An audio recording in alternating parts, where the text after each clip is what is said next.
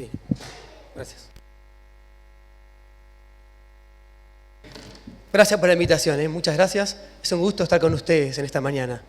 Y sé que están mirando el mensaje a las iglesias del Apocalipsis, ¿no?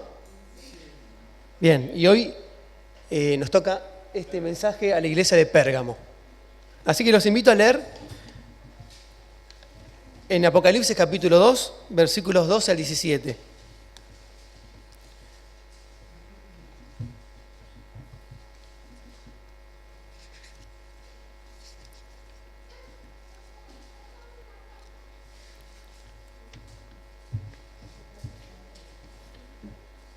Apocalipsis capítulo 2, versículos 12 al 17. ¿Sí? Bueno, dice así. Y escribe al ángel de la iglesia en Pérgamo. El que tiene la espada aguda de 2 filos dice esto. Yo conozco tus obras y dónde moras, donde está el trono de Satanás. Pero retienes mi nombre y no has negado mi fe.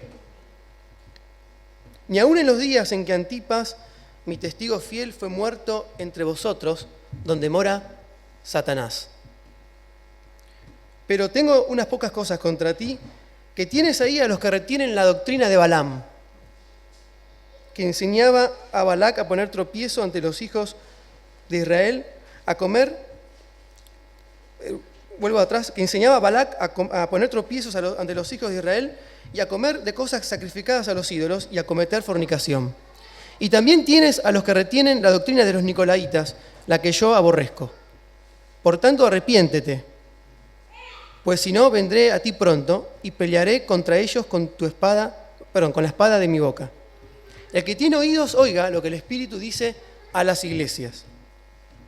Al que venciere, daré a comer del maná escondido, y le daré una piedrecita blanca. Y en la piedrecita blanca, ¿qué dice? Escrito un nombre nuevo, el cual ninguno conoce sino aquel que lo recibe. Amén. Bueno, hermanos, seguramente habrán dicho algo sobre esto, pero para entender bien el mensaje a la iglesia de Pérgamo, tenemos que conocer el contexto histórico del libro del Apocalipsis, ¿sí? Y acá vamos a ver un par de cosas. A ver si... Ahí está.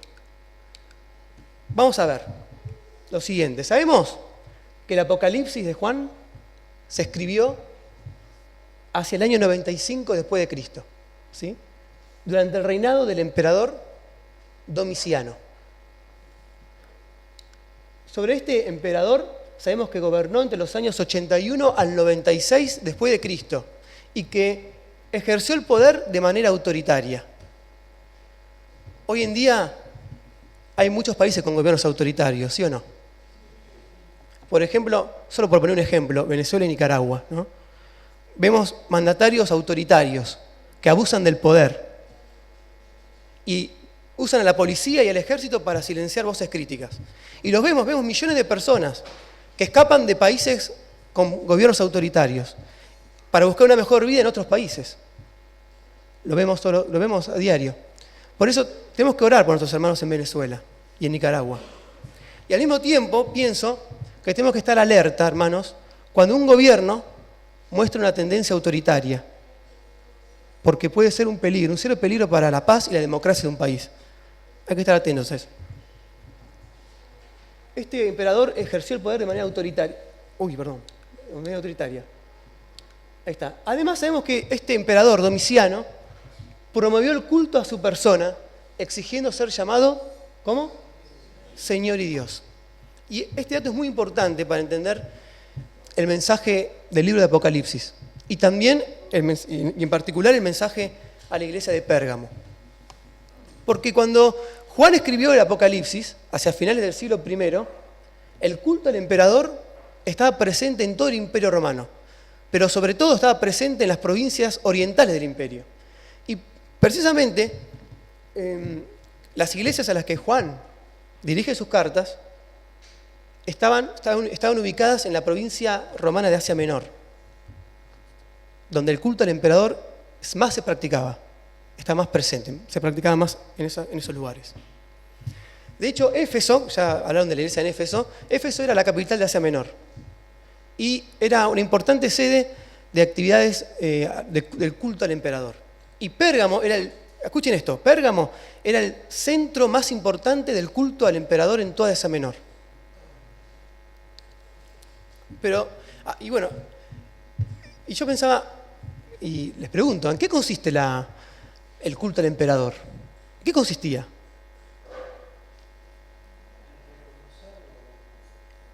Exactamente, en reconocer al emperador como una figura divina, como si fuera Dios, ¿no? La gente le presentaba ofrendas, le quemaba incienso al emperador y se postraban, se arrodillaban ante su estatua. Además se organizaban festivales, se organizaban sacrificios en honor del emperador, ¿no? En las cuales participaba toda la comunidad, toda la ciudad. Pero además el culto al emperador no solo era una muestra una muestra religiosa, una muestra de afecto religioso, si quieren, sino que además era una muestra de lealtad política. Entonces, escuchen esto, negarse a quemarle un poquito de incienso al emperador y rendirle culto como Dios era ser considerado un enemigo del imperio. Y se pagaba con la vida. Se pagaba con la vida.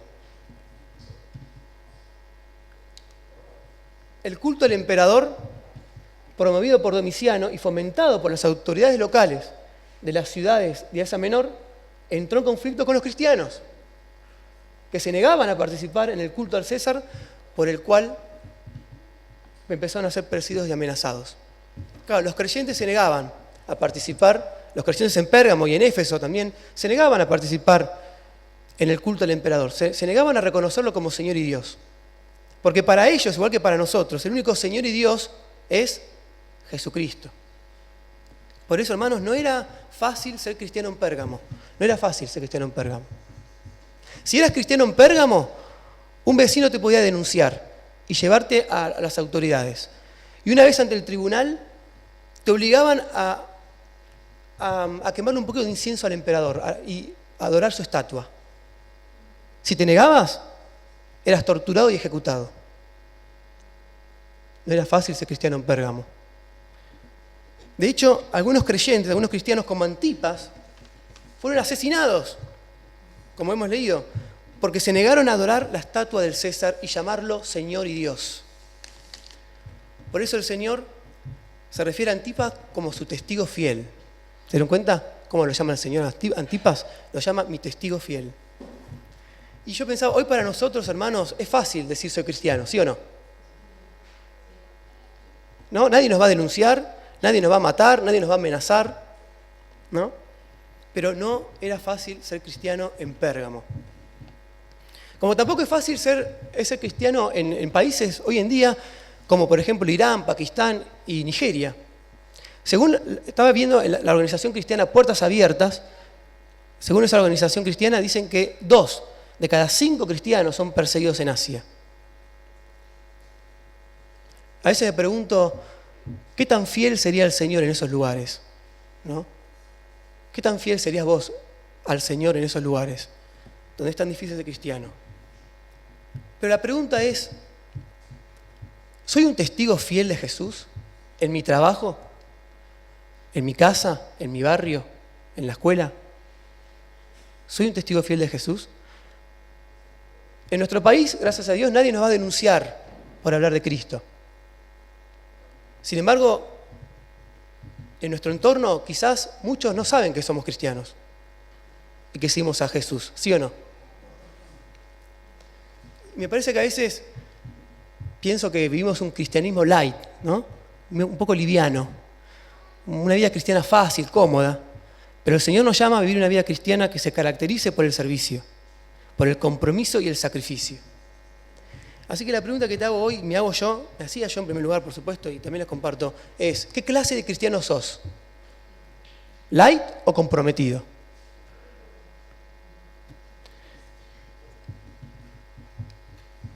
Pero volvamos al mensaje ahora a la iglesia en Pérgamo, ¿sí?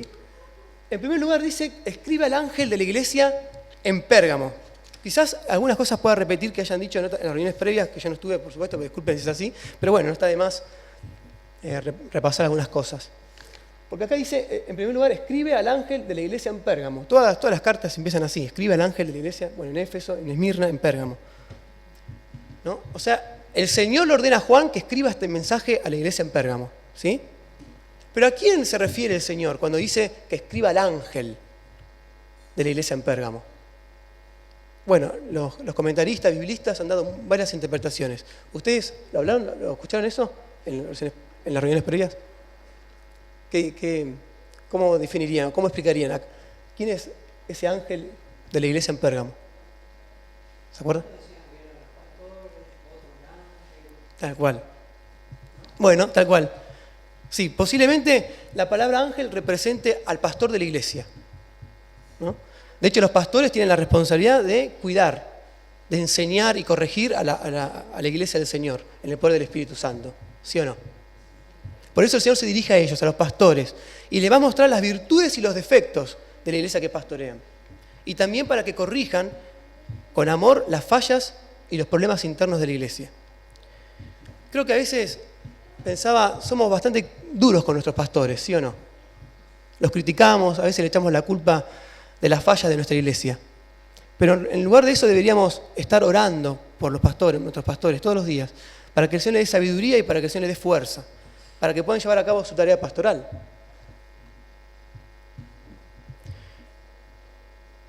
A veces, como decía, le echamos la culpa a nuestros pastores porque falta esto, porque falta aquello, pero en realidad la iglesia la hacemos entre todos los creyentes.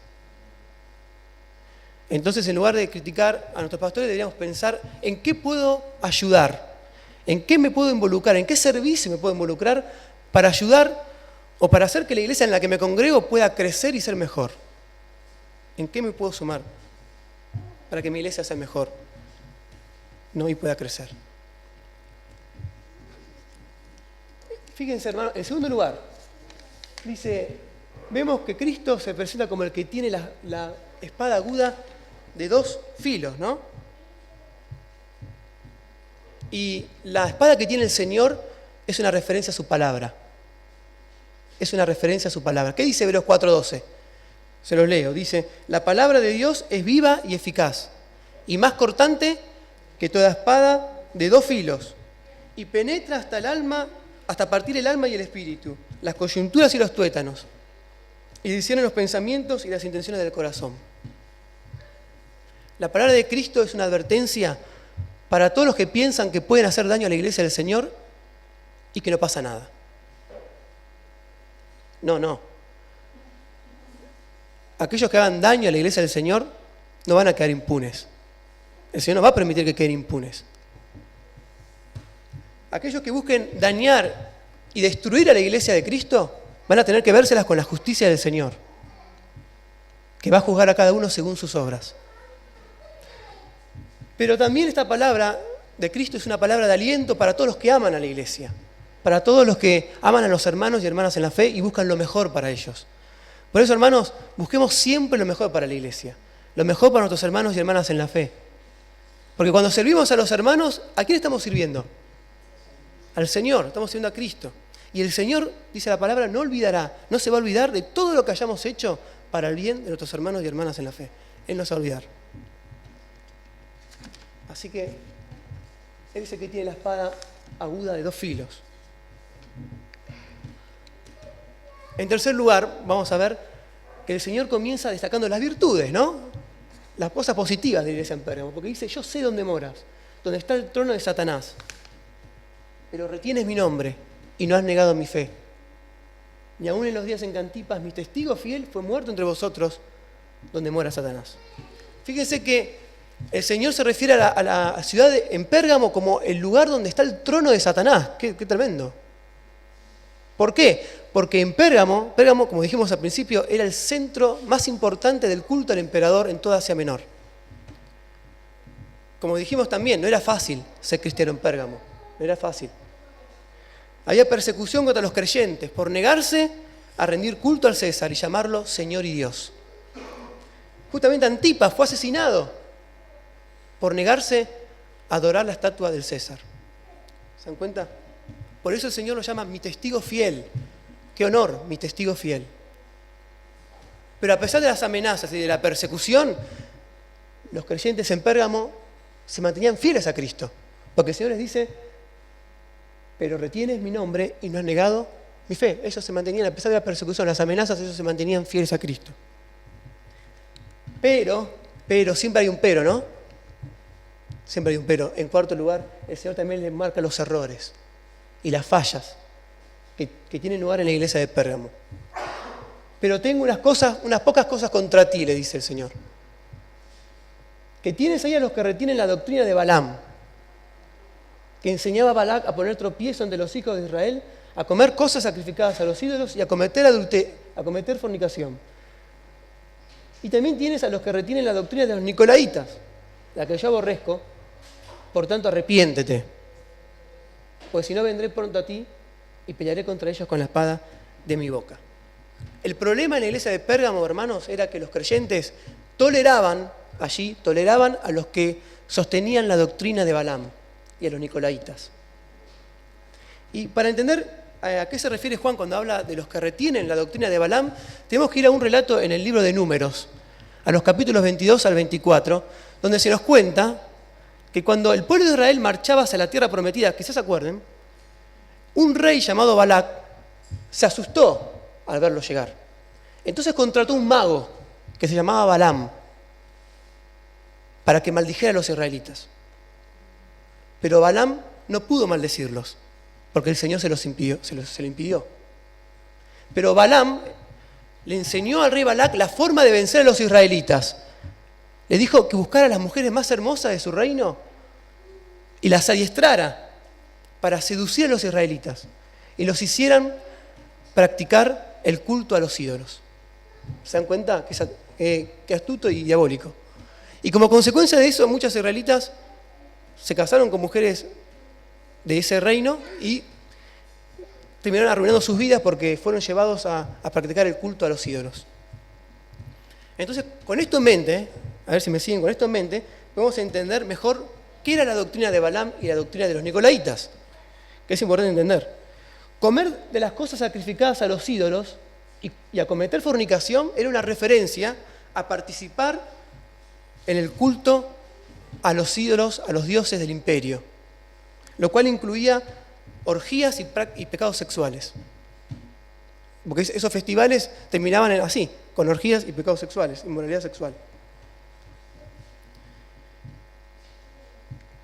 Entonces la doctrina de Balaam, sostenida también por los nicolaitas, consistía en convencer a los creyentes a adoptar las costumbres paganas del imperio dentro de la iglesia, ¿sí? Como si fueran prácticas cristianas y aceptables.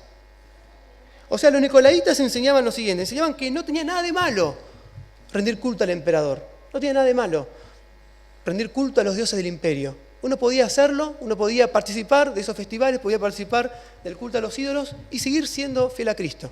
No había problema, enseñaban. Que si uno se adaptaba a las costumbres del imperio, podía conseguir ventajas económicas, ventajas laborales, mejores oportunidades para desarrollarse y además evitar ser perseguido. En otras palabras, los nicolaitas enseñaban que había que mimetizarse con el mundo. O sea, había que adoptar las costumbres del imperio, las costumbres paganas dentro de la iglesia.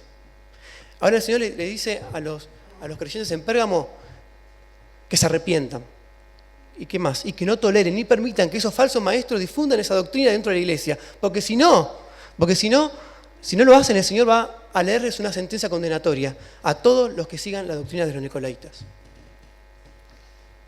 Ahora, para pensar en una aplicación, ¿no? Yo pensaba, hoy en día, hermanos, nosotros no somos obligados a adorar una estatua, ¿no? Ni a quemarle incienso al César, ¿sí o no? Obvio que no. Pero hoy nos enfrentamos a nuevas idolatrías. Idolatrías en las que podemos caer nosotros también y ser infieles al Señor. Recuerden que un ídolo, religiosamente hablando, es cualquier cosa que ocupa el lugar de Dios. Eso es un ídolo, algo que ocupa el lugar de Dios. Y hoy nos enfrentamos a la idolatría de la comodidad, por ejemplo, ¿no? La idolatría de la comodidad es concentrarnos en nuestros intereses y necesidades y olvidarnos de los servicios del reino. ¿Cuáles son? Ayudar a los demás, compartir la palabra de Dios, consolar al triste, servir al prójimo. Cuando la comodidad se impone al servicio, caemos en la idolatría de la comodidad. Pero el Señor, ¿a qué nos llama? A lo contrario, nos llama a servir al prójimo, a amar al prójimo. A no vivir solo para satisfacer nuestros deseos, ¿sí o no? Por eso no caigamos en la idolatría de la comodidad, en la que podemos caer cualquiera de nosotros. También hoy pensaba, nos enfrentamos a la a la idolatría del celular, ¿no? Y las redes sociales. ¿Cuánto tiempo pasamos entretenidos jugando con el celular? ¿Sí o no? Nos pasa a todos. Pensaba que si pasamos más tiempo jugando con el celular que leyendo la Biblia, caemos en la idolatría del celular y de las redes sociales, ¿no? Si pasamos horas mirando videos en YouTube para pasar el tiempo, como a todos nos puede pasar, y no tenemos ni 5 minutos para orar, para dedicar al Señor, para el tiempo devocional, también caemos en la idolatría del celular y las redes sociales, ¿sí o no? Son nuevas idolatrías en las que podemos caer, y especialmente a los jóvenes, pero capaz que también los no tan jóvenes también pueden caer en esta idolatría, ¿no? Del celular y las redes sociales. Y podríamos seguir nombrando otras idolatrías modernas. Por eso pensaba que lo importante es examinar nuestra vida, que examinemos nuestra vida, ¿no? Y veamos si estamos amando a Dios por sobre todas las cosas. El Señor nos dice, busquen el reino de Dios primeramente. Busquen primeramente el reino de Dios y su justicia. Y todas las demás cosas serán añadidas. Y yo me preguntaba, y les pregunto también a ustedes, hermanos, ¿en qué ministerios o servicios te vas a involucrar? ¿Estás ocupado en los servicios del reino? Como decíamos al principio, ayudar a los demás, servir a los hermanos. ¿En qué ministerios o servicios te vas a involucrar para participar en la extensión del reino de Dios? Este año es una buena oportunidad si no estás sirviendo para empezar a servir al Señor. Y otro peligro al que también nos enfrentamos hoy en día, hermanos, es peligro al que también estaban expuestos los hermanos en Pérgamo en su tiempo, es el peligro de adoptar los criterios del mundo. De adoptar los criterios del mundo. Acomodarnos a las costumbres y los valores del mundo. Es otro peligro al que podemos estar expuestos. Y hay 2 textos que quiero compartir, hermanos, que podemos leer que nos advierten, 2 textos entre otros, que nos advierten que no asimilemos, que no copiemos y que no adoptemos las costumbres y los valores del mundo, el estilo de vida del mundo. Por ejemplo, miren Romanos 12:2. ¿Alguien lo puede leer? Romanos capítulo... O si no, lo leo yo porque capaz que no se escucha... Lo leo así, se escucha bien. Romanos capítulo 12, versículo 2. Muy conocido. Dice, no os conforméis. ¿Lo tienen? No os conforméis a este siglo, dice la palabra, sino transformaos por medio de la renovación de vuestro entendimiento, para que comprobéis cuál sea la voluntad de Dios, agradable y perfecta. Y el otro pasaje en Levítico, capítulo 18. Acompáñenme también ahí, hermanos, ahí. Levítico 18. Como dijimos, pasajes que nos advierten a no copiarnos, a no copiar el estilo de vida del mundo, a no adoptar sus valores. Levítico capítulo 18, versículo 1 al 5.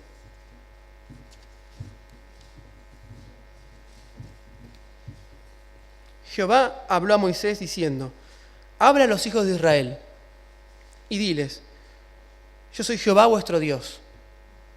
No haréis como hacen en la tierra de Egipto,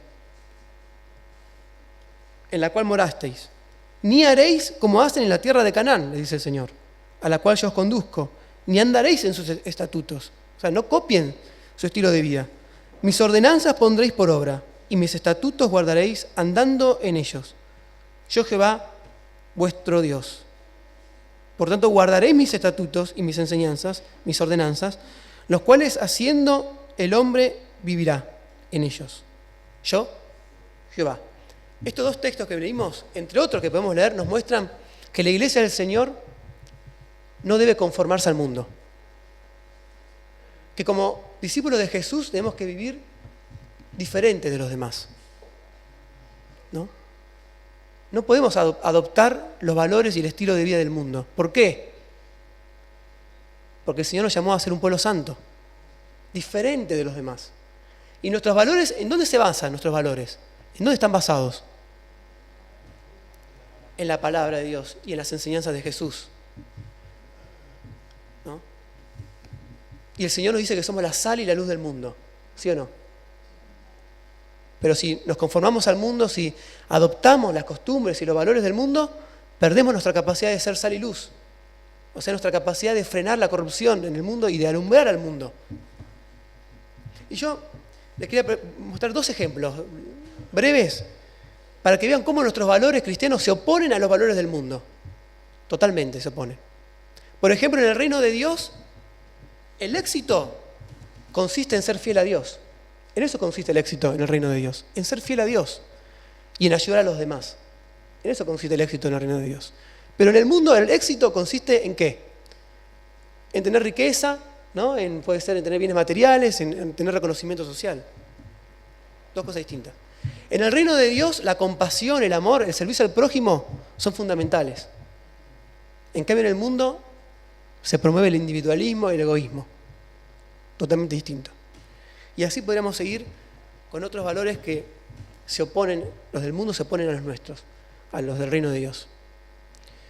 Por eso nosotros tenemos que esforzarnos, hermanos, tenemos que esforzarnos para permanecer fieles a las enseñanzas de Jesús, como los hermanos de Pérgamo, que permanecían fieles a las enseñanzas de Jesús a pesar de todo, la persecución y las amenazas. Y para permanecer fieles a las enseñanzas de Jesús tenemos que permanecer en comunión íntima con el Señor.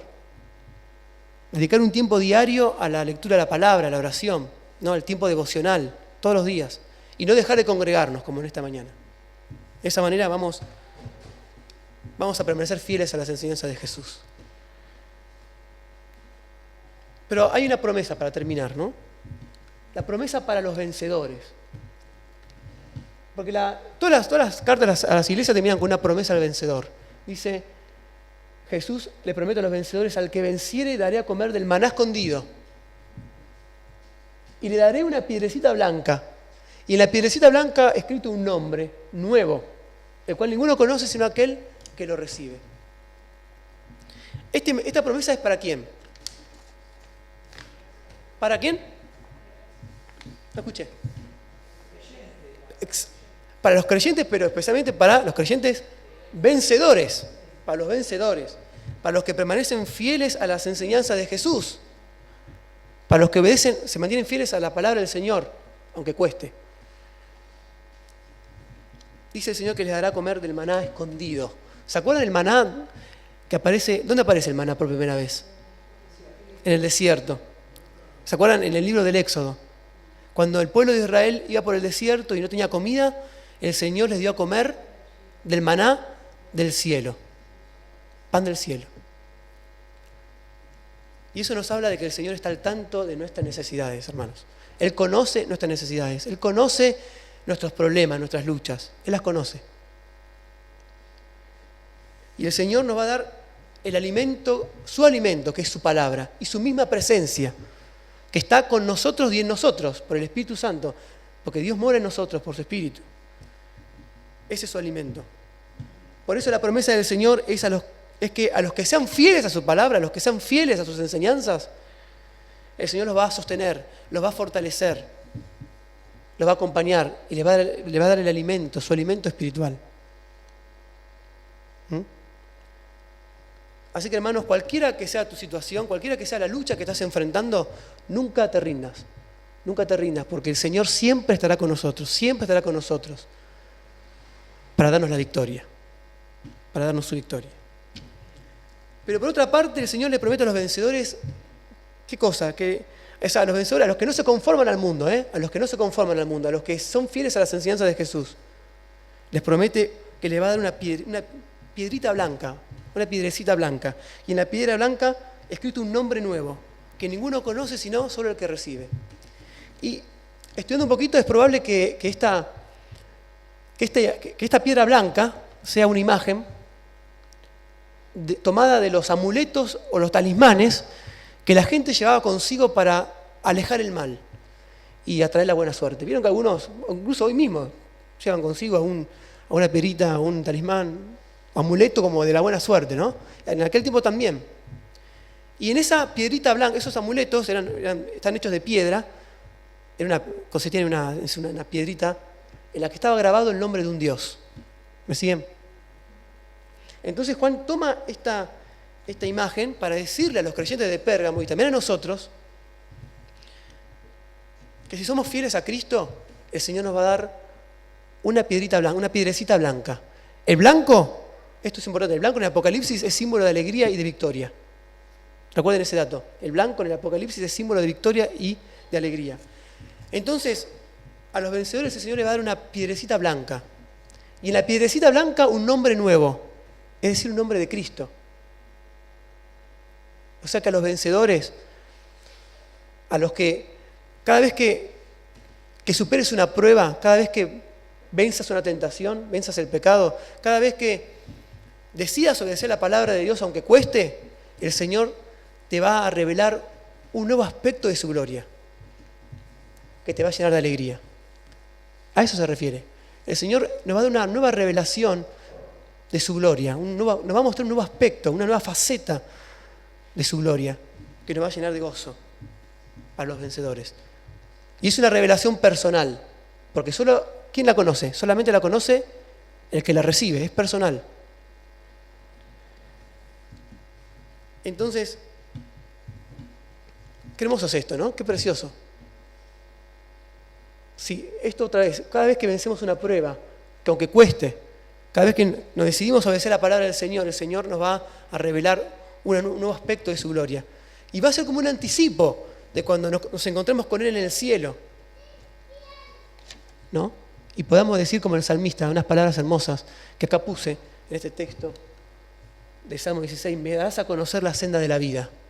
En tu presencia hay plenitud de gozo, en tu diestra deleites para siempre. Deleites para siempre en la presencia del Señor, ¿no? Así que hermanos, los aliento, espero que el Señor aplique esta palabra en sus corazones, a cada uno según su necesidad, y que el Señor nos ayude a permanecer fieles al Señor, ¿no? A obedecer su palabra, aunque cueste. A corregir nuestros errores, porque la iglesia de Pérgamo también tiene que corregir errores. También nosotros tenemos que corregir nuestros errores. Y seguir creciendo en nuestra intimidad, en nuestra amistad con el Señor, para parecernos más al Señor Jesús. Amén. Gracias, hermanos. Que el Señor bendiga su palabra. Amén.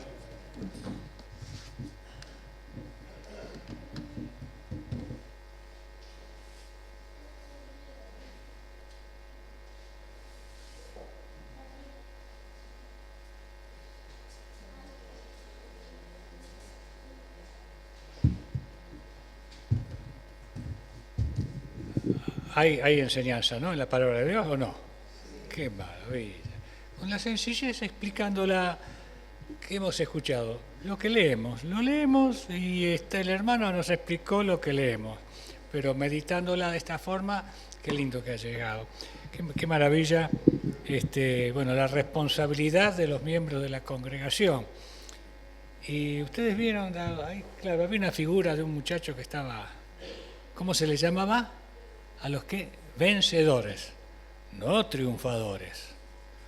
Dice vencedores, porque el triunfador es el que se le da los laureles, los aplausos. Acá la palabra dice que somos más que vencedores en Cristo. Así que el vencedor es Cristo. Nosotros somos vencedores en Cristo, ¿no es cierto? No triunfadores, como dice, nos explicaba y nos leyó Rodrigo. Así que muchas gracias, Rodrigo. Saludos a la familia, a papá, Ernesto. Y bueno, Ernesto fue maestro de música de Juliana. ¿Qué tal? ¿Progresó Juliana en la música? Ah, ¿tu hermano era? Ah, uno de los dos era profesor de ella en la secundaria. Tu hermano, los dos son profesores de música entonces. Ah, tu hermano también. Bueno. Muchas gracias. Muy bien, queridos hermanos. El próximo miércoles, no olvidemos, la reunión de oración, 19:30 horas. Así que vamos a orar. Voy a pedir al hermano Denny, ¿está por ahí? ¿Dónde está Denny? Por favor, Denny, querido, para que tengas una oración de cierre y encomendándonos al Señor en esta semana.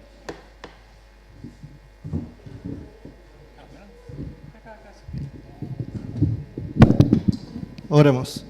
Amado Dios, te damos las gracias, Padre Celestial, Señor, por permitirnos, Señor, de oír tu palabra. Señor, te damos las gracias porque podamos aprender cada día de ti, que podamos, Señor, atesorarlo en nuestros corazones, Señor, cada uno de nosotros. Señor, sabemos que es difícil, pero que contigo, con el Señor Jesús, podemos, Señor. Estamos, porque somos más que vencedores, por medio de la cruz, Señor, por medio de Cristo, que dio su vida por nosotros, Señor. Damos las gracias, ahora te encomendamos que nos guardes a nuestros hogares, que nos cuides en la semana, Señor, y que podamos volver, Señor, a este lugar. Oramos en el nombre del Señor Jesús. Amén.